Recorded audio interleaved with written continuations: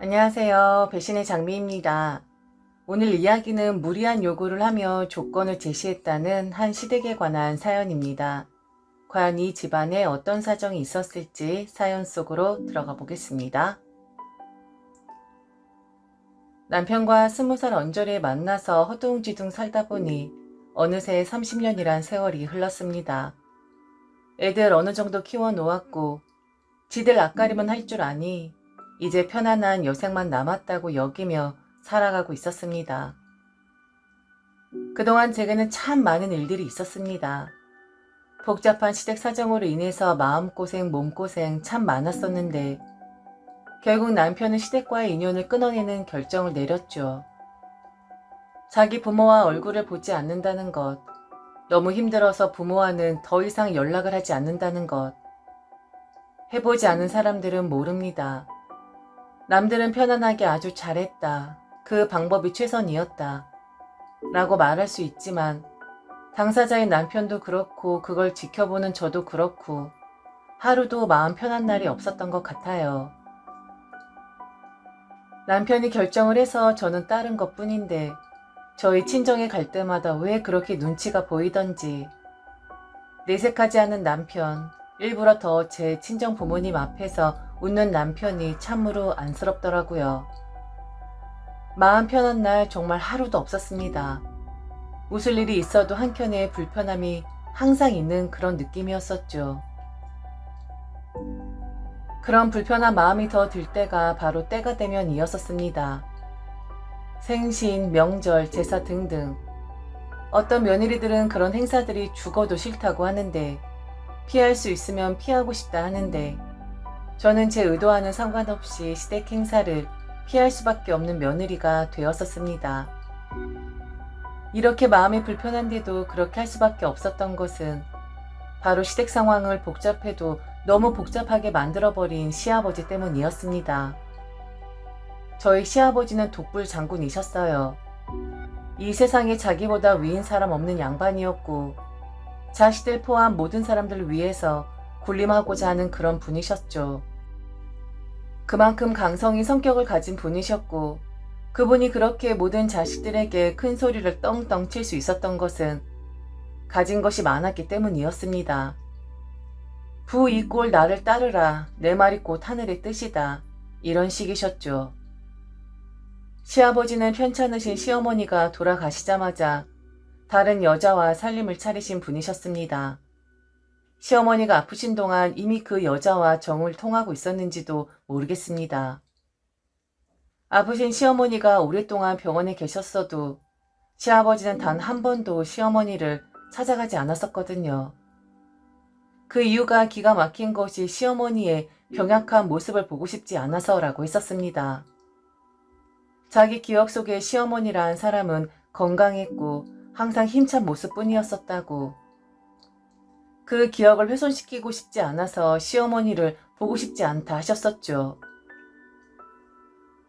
니들 어머니한텐 다녀왔냐? 에휴, 그러기에 평소에 그렇게 관리를 하라고 했건만 자기가 살면서 뭐 그렇게 힘들게 할 게 있었다고? 그렇게 몸 관리를 해서 이 사달을 만들어? 나는 네 어머니 가기 전에 얼굴 볼 생각 전혀 없으니까 그냥 니들이 항상 들여다보고 특히나 며느리들이 좀 더 신경을 쓰도록 해라. 에휴, 미련한 사람 같으니라고. 이게 뭐야? 자기 몸 하나 관리 못해서 자기 고생해. 게다가 자식들 고생시켜. 에휴, 내가 무슨 말을 하겠냐? 아픈 사람 욕을 할 수도 없고. 암튼 나한테 네 어머니 어떻다 저떻다 이야기하지 말고 그냥 니들이 잘 살펴봐. 그렇게 자기 멋대로인 사람이었었고 자기 감정만 앞서는 분이셨기에 다른 여자와 살림을 합치겠다 했을 때 어느 자식 하나 놀라지 않았었습니다. 그리 될 것이라고 미리 예감하고 있었는지도 모르겠어요. 그래도 그나마 다행이라고 해야 할까요? 시아버지와 살림을 합치신 그 여자분이 그나마 정상적인 성격을 가진 사람이었다는 것이었습니다. 그나마 말이죠. 물론 아픈 조강지처 내팽개치고 그 여자 품에서 껄껄 웃었을 시아버지 생각하면 소름이 돋지만 그 여자도 그 여자 나름의 사정이 있었을 것이고 시아버지와 살림을 합치자마자 자신이 죄인이라고 자신의 평생 속죄하며 살겠다고 눈물을 흘리면서 저희 앞에 무릎을 꿇었었거든요. 그런 모습을 시아버지는 멀찌감치 서서 지켜보고만 있었고요. 그 여자분은 시어머니의 제사를 살뜰히 챙긴 걸로 알고 있습니다. 시어머니가 그 제사밥을 잘 드셨을지는 모르겠지만 말이죠.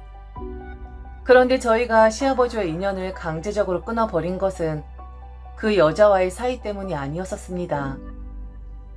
바로 시아버지의 편애 때문이었었는데 갑자기 시아버지는 모든 자식들을 도둑으로 만들기 시작하셨습니다. 시아버지의 갑작스런 돌변에 모두 시아버지가 혹시 치매기가 있으신 것 아닌가 하고 걱정을 했었습니다. 그런데 그게 아니라 불어 저희들에게 그나마 있었던 정을 떼려고 했었다는 것을 알게 되었습니다. 남편은 아래로 남동생 하나와 여동생 하나가 있습니다. 다들 먹고 살만하고 가끔은 어려울 때도 있지만 그렇다고 여기저기 돈을 꾸러 다닐 정도의 사정들은 전혀 아니었었습니다. 그런데 그 여자분과 살기 시작하면서 틈만 나면 그러시더군요. 오래 살아야 한다고. 저것들이 자기 죽기만을 기다리고 있는 거라고. 하물며 며느리들이 챙겨드리는 음식은 입에 대지도 않았었습니다. 몰래 뭐라도 탔을까봐 걱정이 된다고 말이죠. 시댁에 자주 가는 것도 아닌데 갈 때마다 혹시 돈 이야기를 하러 온 것이냐고 의심부터 하셨었고, 당신 친딸이 떠다주는 물조차 의심스러워서 냅다 얼굴에 집어던진 그런 분이셨습니다. 혹시 의심이 되어도 혼자서 생각하시면 되는데 저희 앞에서 대놓고 말씀을 하셨으니 참는데도 한계가 있고 의심받는데도 정도가 있어야 하는 법인데 그게 점점 더 심해지니 하나둘 자식들이 시아버지와 등을 지게 되었던 것이었죠. 아버지와 인연을 끊겠습니다 라고 말을 한 자식들은 하나도 없습니다. 서서히 아주 천천히 시댁에 걸음을 안 했고 연락을 안 했고 때가 되어도 그냥 모르는 척 넘어가고 암튼 그랬던 거였죠. 그렇게 모르는 척 없는 척 지낸 세월이 10년이 되었던 겁니다. 이제 와서 잘 지내시냐고 엽죽기도 뭐하고 그 여자분에게 연락 안 오니 잘 지내시겠지라고 막연하게 생각을 할 뿐이었었죠. 시아버지가 그리 행동을 하신 데에는 이유가 다 있었더군요. 바로 여자분에게 아들이 하나 있었는데 시아버지가 생각했을 땐 그 아들이 당신 눈엔 더 들어오셨나 보더라고요. 친 자식들이 아니라 새롭게 살림을 합친 그 여자의 아들이 말이죠. 당신 자식들은 분명히 자기를 저주할 것이라고 친엄이 죽고 나니 바로 새로운 여자를 들인 아비를 그 누가 좋아라 하겠냐고. 저것들이 지금 내 앞에선 안 그런 티를 내고 있지만 원래 다 지 애미 편이었었고 지 애미라면 벌벌 떨던 것들이었기에 당신 친 자식들을 믿을 수 없다라는 거였습니다. 하지만 여자의 아들은 아마도 다를 것이라고 변변찮은 집안이었는데 이제부터 잘해주면 친자식 못지않게 당신을 보살펴 줄 것이라고 생각을 하셨더라고요. 시아버지가 그런 행동을 하셨는데도 자식들 중 그 누구도 반기를 들지 않았으니까 왜 이런 행동을 하시는 거냐, 시어머니에 대한 예의도 없는 것이냐 하며 그 여자의 머리채도 좀 잡고 시아버지에게 대거리도 좀 했어야 했는데 다들 아무 말 안 하니까 잠잠하니까 시아버지는 그게 다 속내가 있어서 그러는 거라 의심을 하셨던 거였습니다. 그런데 시아버지의 친자식들의 생각은 그러했었습니다. 원래 그런 양반이었으니까, 원래 시어머니에게는 정이 없으셨던 분이었으니까, 원래부터 다른 사람 생각하지 않고 자기만 생각했었던 사람이었으니까 별로 놀랄 일도 아니었던 거였죠. 본래부터 시아버지에게 기대조차 없었던 것이 자식들이었고 시아버지란 사람을 오래전에 포기를 했었다는 것을 모르셨던 거였습니다. 제 동성 그러더군요. 차라리 이게 잘된 것 아니냐고 말이죠. 만일 시아버지 혼자 계시면 며느리들이 더 들여다봐야 하고 까딱하면 둘 중 한 사람을 모셔야 하는 일이 일어날 수도 있는데 자기는 차라리 이게 편하다고 말입니다. 네, 사실 저도 그렇게 생각했습니다. 시아버지 모실 자신 없었고 만일 시아버지 모셨다가 그 성격 받아주다가는 제 명에 못 살겠다라는 생각이 들었었거든요. 그런 생각을 하는 자식들인데 시아버지가 오해를 해도 너무 단단히 하고 계셨던 거였습니다. 그냥 그렇게 그 여자분과 사시다가 그 여자분 아들 잘 보살피시다가 나중에 그 아들이 시아버지 잘 모시면 그만이라고 생각을 했습니다. 그런데 참 일이 또다시 복잡하게 돌아가기 시작하더라고요. 시아버지가 어느 날 뜬금없이 연락을 해 오셨습니다.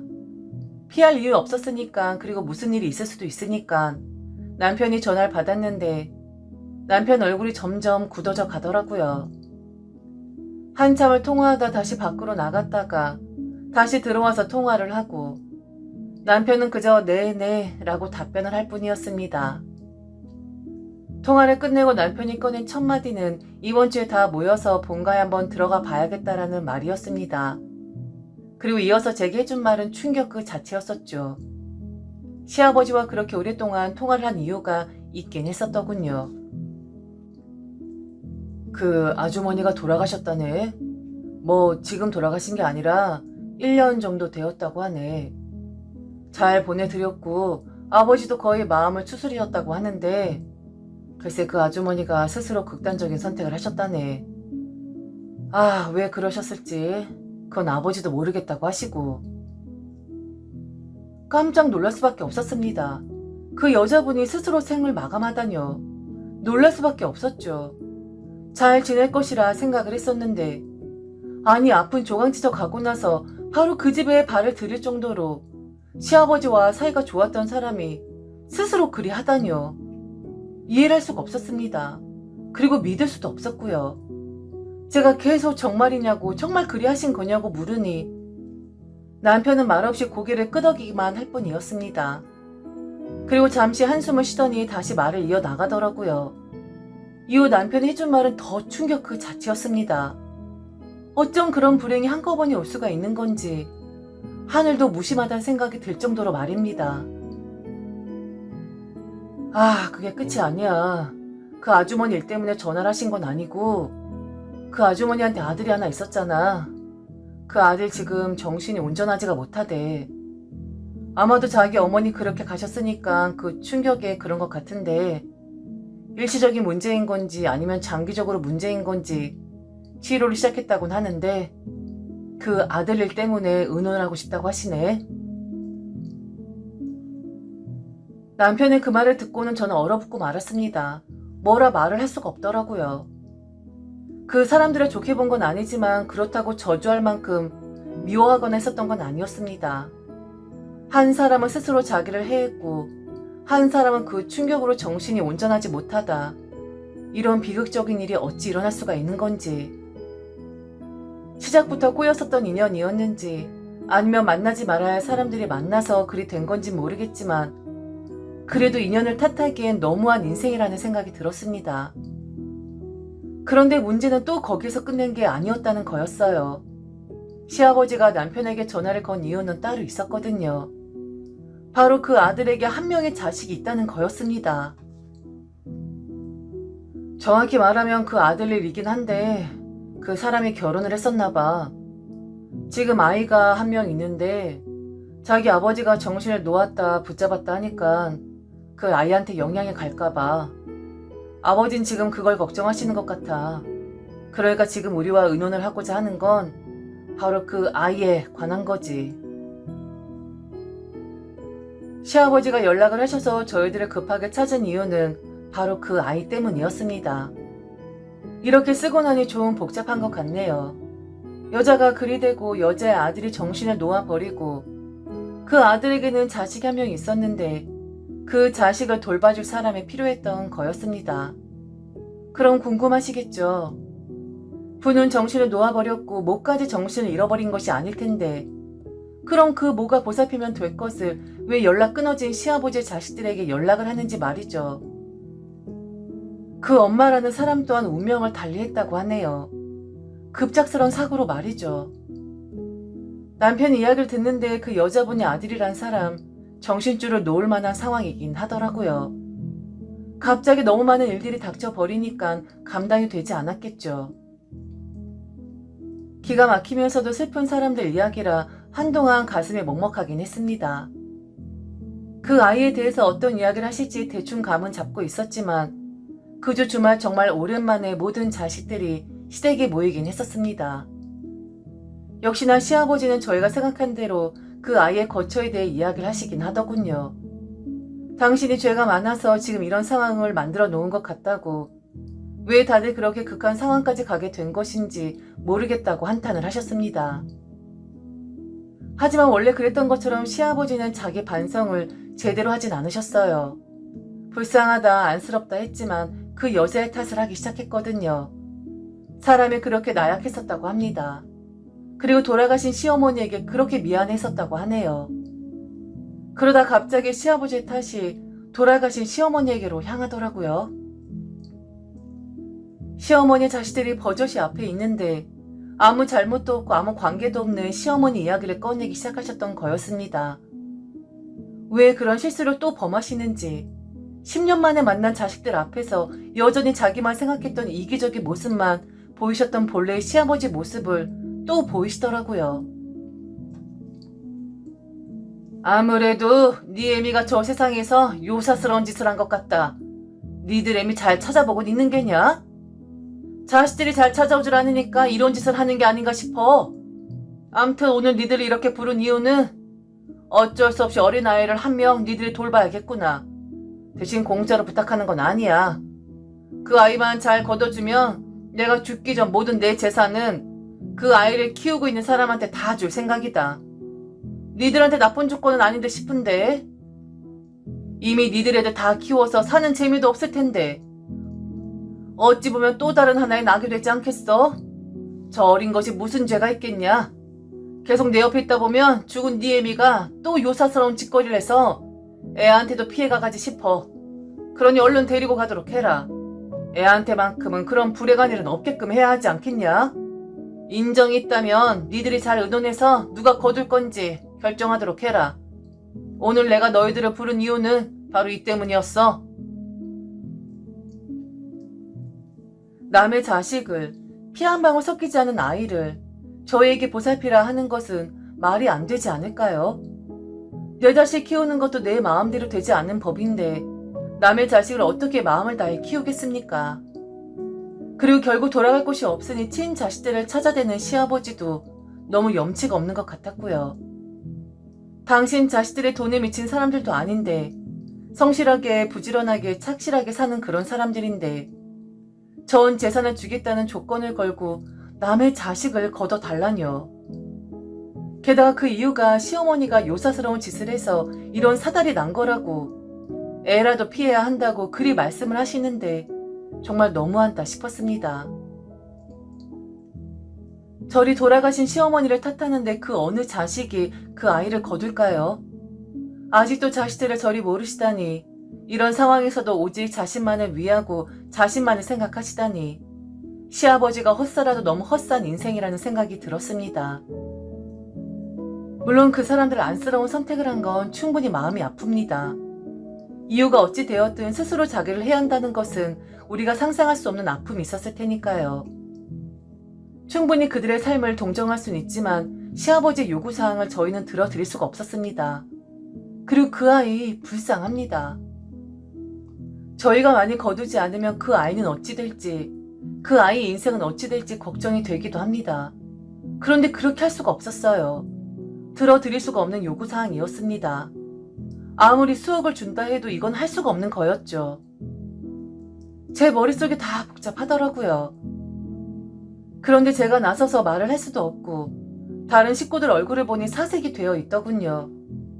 특히 남편의 얼굴이 갑자기 울그락불그락한 것이 화를 참고 있는 것이 느껴졌습니다. 남편의 형제들은 다들 시끄러운 사람들이 절대 아닙니다.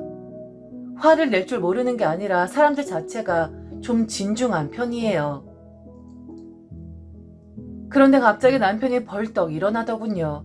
그러면서 다들 일어나라고, 얼른 가자고, 이런 말을 할 줄 알았지만 돌아가신 어머니 탓을 할 줄은 몰랐다며 할 말 없으니 가자고 다른 동생들에게 얼른 일어나라 하더군요. 남편이 그런 모습 살면서 처음 봤었습니다. 항상 조용하고 침착하고 무슨 일이든 차분하게 대처를 하는 그런 사람이었었는데 그날은 분명 남편이 흥분을 하고 있었거든요.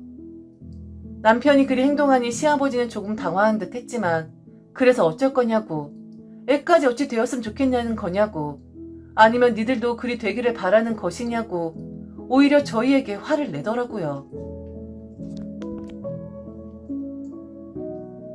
아버지, 검은 머리 짐승 거두는 거 아니라고 했습니다. 그리고 어머니 탓을 하다뇨. 아버지란 사람은 도대체 양심이라는 것이 있는 사람입니까? 어머니 탓을 하시다뇨. 그냥 잘 사셨으면 될 것을, 그분과 아버지 남은 인생 잘 살아갔으면 되었을 것을. 아버지야말로 무슨 요사스러운 행동을 하셨기에 그분이 그리 되셨단 말입니까? 모든 게 다 아버지 탓입니다. 아버지가 만들어 놓은 일 아버지가 해결하세요. 전 재산이요? 돈을 주신다고요? 아버지, 정말 정녕 친자식들을 이리도 모르실 수가 있는 겁니까? 그깟 돈으로 환심을 사서 남의 자식을 키울 만큼 아버지 친자식들이 그렇게 속물로만 보이시던가요? 실망입니다. 포기를 했던 것을 뛰어넘어서 아버지에게 대단히 실망입니다. 앞으로 저희 볼 생각 마십시오. 그렇게 혼자서 독불 장군으로 자기만 위하면서 평생 남의 탓만 하면서 남은 인생 살아가세요. 저 아이도 아버지의 부덕의 결과겠죠. 만일 아이가 잘못된다면 그것도 아버지의 인생의 한 부분이겠죠. 그 누구도 말리지 않았었고 그 누구도 아버지 선택에 이렇다 저렇다 말한 적 없습니다. 그럼 행동하신 분이, 결정하신 분이 끝까지 책임을 지셔야 하는 거 아니겠습니까? 남자라면 말이죠. 알아서 하십시오. 그리고 저희는 오늘부로 아버지 얼굴은 다시 보지 않겠습니다. 아버지가 돌아가신다 하면 그땐 도 이상 자식돌이는 할 테니 잘 살아가십시오. 남편이 말을 저리 했지만 시아버지 돌아가신다 해도 어찌 되신다 해도 아마 이젠 영원히 시아버지 볼 일은 없을 것 같습니다. 그렇게 화내는 남편의 모습도 처음 보았었고 시아버지가 실수를 해도 너무 실수를 하신 건 맞으니까요. 왜 당신 자식들인데 이리도 모르실 수가 있는 것일까요? 착하고 순하고 차분한 사람들인데 어찌 그런 사람들에게 상처를 주었던 곳에 다시 한번 상처를 줄 수가 있는 것일까요? 아마 시아버지는 돌아가시면서까지 당신의 친자식들을 욕하실 게 분명합니다. 왜 그렇게 꼬여도 한참 꼬인 분인지 알 수는 없지만 그냥 그분은 그런 사람이라고 쳐도 이 일로 또다시 상처를 입은 시아버지의 친자식들이 불쌍하기만 합니다. 이런 부모가 세상에 어디 있을까요? 어찌 친자식을 내버리고 다른 사람의 자식을 더 아낄 수 있으며 그 자식 잘못되고 나니 친자식들에게 짐을 떠안겨주려 하다니요. 그 아이를 생각하면 마음이 아프지만 저도 팔은 안으로 굽는지라 우리 가족들이 입었을 상처들이 더 걱정이 되긴 합니다. 앞으로 또 이 일로 얼마나 마음이 불편할지, 시아버지 보지 않는 것으로도 마음이 충분히 불편했었는데 이젠 남의 자식 키워주지 않아서 이 꼴 났다는 탓을 들을까 또 다른 불편함을 안겨주시네요. 어쩜 이렇게 자식들을 배려하는 게 하나도 없으실까요? 지금까지 들어주셔서 진심으로 감사합니다. 이상 배신의 장미였습니다.